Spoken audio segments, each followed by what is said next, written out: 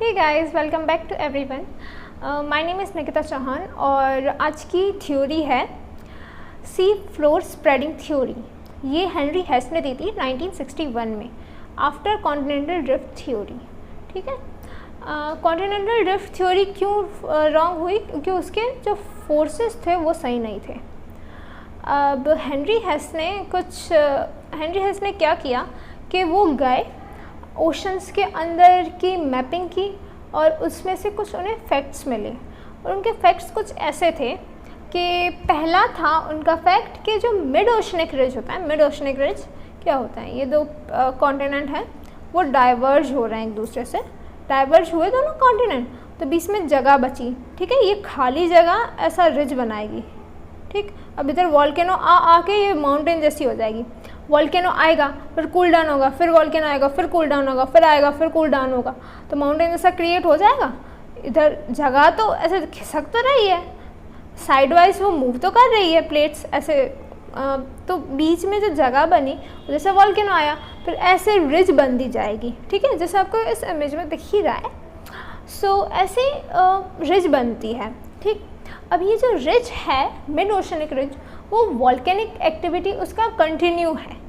सो इससे उन्होंने ये कंक्लूड किया कि मेंटल के अंदर कुछ तो है, मतलब ये प्लेट्स जो हैं ये मूव कर रही हैं। ठीक है, पहला उन्होंने ये फैक्ट फाइंड किया। फिर दूसरा फैक्ट था रॉक्स का। अब रॉक्स का क्या था कि उन्होंने सेम शेप की, सेम साइज़ की, सेम मैग्नेटिक प्रॉपर्टी के रॉक्स उन्हें मिले। ठीक है, और जो इक्वी डिस्टेंस थे मिड ओशनिक रिज से, और ये जो रॉक्स थे इनकी एज जितना वो ओशन से दूर जा रहे थे उतनी बढ़ रही थी। ठीक है, ओशन फ्लोर से जितना दूर जा रहे थे उनकी एज बढ़ रही थी। मिड ओशनिक रिज से जितना दूर जा रहे थे, मिड ओशनिक रिज के क्रस्ट क्या होता है, ये जैसे ये दो रिज हैं ऐसे ऐसे होता है रिज। ठीक है, ये बीच में से वॉल्केनो निकलता है, ये रिज है। ठीक है, तो ये जो ऊपर का पार्ट है जहाँ पर पहले वॉल्केनो निकल के टच करेगा वो होती है क्रिस्ट, जैसे आपको मैं इमेज में दिखाई रही हूँ, ये है क्रिस्ट। तो उस क्रिस्ट से जितना दूर जाता है रॉक उतना ज़्यादा उसकी एज बढ़ रही है।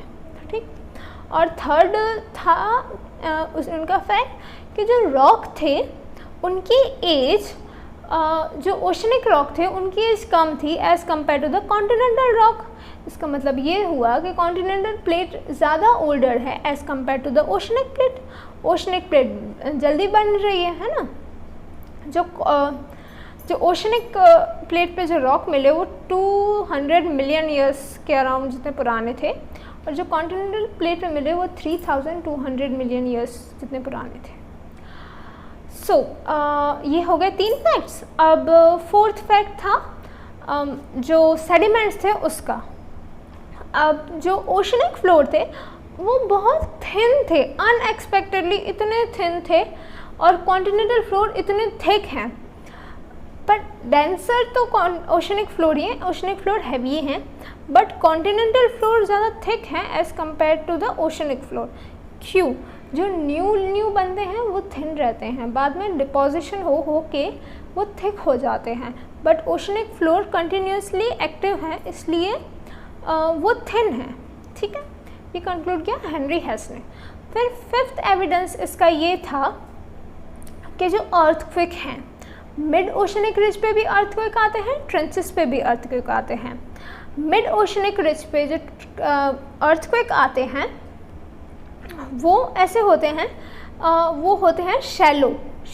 3 टाइप के अर्थक्वेक आते हैं, शैलो, इंटरमीडिएट और डीप सीटेड। शैलो सबसे ज़्यादा डिस्ट्रक्टिव सोचो कौन से होंगे? शैलो अर्थक्वेक लैंड के ज़्यादा पास में होते हैं, तो वो लैंड पे ज़्यादा डिस्ट्रक्शन करते हैं, मतलब क्रस्ट के ज़्यादा पास में होते हैं वो। तो ये मिड ओशनिक रिज पे शैलो अर्थक्वेक आते हैं और ट्रेंचेस पे डीप सीटेड अर्थक्वेक आते हैं। ठीक है, अब ये थी उनकी ऑब्जर्वेशन। ठीक, अब आप ज़रा ऊपर के इमेज में देखना, उसके अंदर क्या है कि जो अर्थक्वेक कैसे प्लेट मूव करती है। ठीक है, ओके, सो जैसे कि आप इस इमेज में देख ही रहे हैं कि ये जो बीच में है ना, जहाँ पर सी फ्लोर स्प्रेडिंग लिखा है, उधर से माग्मा राइज हो रहा है, ठीक है। और ये माग्मा इस जो सी की जो फ्लोर है ना, उसे पुश कर रहा है और ये रिज बढ़ता जा रहा है, ठीक। अब इस साइड आप देखना कि old ocean floor shrinking into mental, ये लिखा है, उसके नीचे ये है ट्रेंच। ट्रेंच क्या कर रहा है कि जो हैविया प्लेट है, जो ग्रे कलर में शेडेड है, वो अंदर जा रही है कॉन्टिनेंटल प्लेट के, ठीक है, और वो अंदर जा रही है और फिर यही प्लेट कहीं मेंटल के किसी पोर्शन में जाके मेल्ट होगे, यही प्लेट माग्मा बनाएगी, जो माग्मा सी फ्लोर स्प्रेडिंग लिखा मिड ओशनिक रिज के वहाँ से निकल के वापस प्लेट क्रिएट करेगी। तो ऐसा हो रहा है, एक जगह से प्लेट बन रही है, एक जगह से टूट रही है। जो ट्रेंचेस होती हैं वो प्लेट को लेके अंदर जाके पिघलाती हैं और मिड ओशनिक रिज माग्मा लेके नई प्लेट्स क्रिएट करती हैं। मैं ओशनिक और कॉन्टिनेंटल प्लेट की बात कर रही हूँ, ठीक है। सो ये था। और उनकी थ्योरी में क्या लिखा था, उन्होंने थ्योरी में ये कंक्लूड किया था कि the constant magmatic eruption from the mid-oceanic ridge caused the rupture of oceanic crust।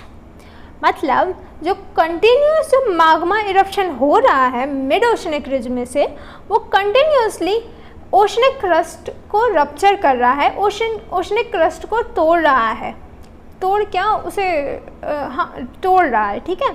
और न्यू लावा बने और new ways lava into it, और नया लावा उस पर डालता है, ठीक है। Pushing the oceanic crust on either side, और डाल के वो दोनों जो क्रस्ट हैं उन्हें एक दूसरे से अलग अलग करके दोनों साइड से ऐसे पुश कर रहा है of the ridge, therefore oceanic floor is spreading. दोनों साइड ऐसे पुश कर रहा है, इसलिए ओशनिक फ्लोर स्प्रेड कर रहा है। और उन्होंने दूसरा भी कहा, oceanic floor that gets push due to volcanic eruption of crest जो मिड ओशनिक रिज का पार्ट है, shrink down at the oceanic trench and get consumed, और वो श्रिंक अंदर चला जाता है ओशनिक ट्रेंचेस के। और ये जो माग्मा है जो मिड ओशनिक रिज कंज्यूम करके प्लेट्स को पुश कर रही थी, वो ट्रेंचेस क्रिएट करता है, ठीक है। ये थी सी फ्लोर स्प्रेडिंग थियोरी। अगर कोई भी डाउट हो तो आप कमेंट करके प्लीज़ बताइएगा, ठीक है। और इसके बाद एक और वीडियो आएगा, वो होगा प्लेट टेक्टोनिक्स के ऊपर, वो थोड़ा लंबा होगा, सो उसमें अटेंटिव रहना। और डाउट हो तो प्लीज़ बताइए, और कोई सजेशन देनी हो तो वो भी प्लीज़ बताइए। Thank you.